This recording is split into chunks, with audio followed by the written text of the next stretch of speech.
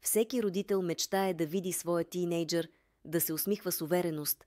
Но какво, ако акнето отнеме това щастие? Емоционалната болка е дълбока и като родител и вие вероятно също я усещате. Затова искам да споделя нещо, което е помогнало на много родители и техните тийнейджъри. Представете си вашия тийнейджър, който избягва отражението си, не излиза с приятели, изпитващ болката от изолацията, докато приятелите му неволно се отдръпват. Това не е само физическа болка, това е дълбока емоционална болка, която никой родител не иска детето му да изпитва.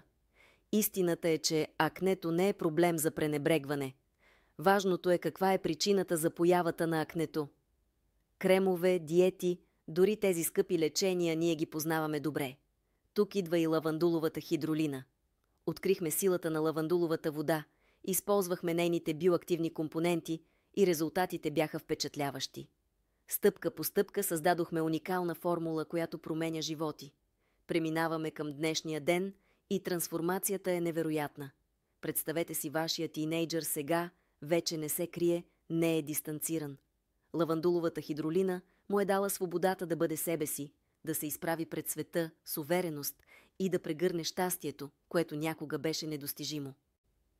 Но нека бъда честна с вас. Ако не действате сега, последствията могат да бъдат сериозни. Акнето не изчезва от само себе си, то прониква все по-дълбоко, оставяйки белези, както физически, така и емоционални. Вашето дете заслужава повече от това. То заслужава шанса да живее щастливо. Ето вашият момент. Не оставяйте още един ден да мине, без да предприемете действие. Лавандуловата хидролина не е поредния продукт, това е надежда. Действайте сега и не само ще вземете лавандуловата вода, но също така ще осигурите бъдеще, в което вашият тийнейджър се усмихва с увереност.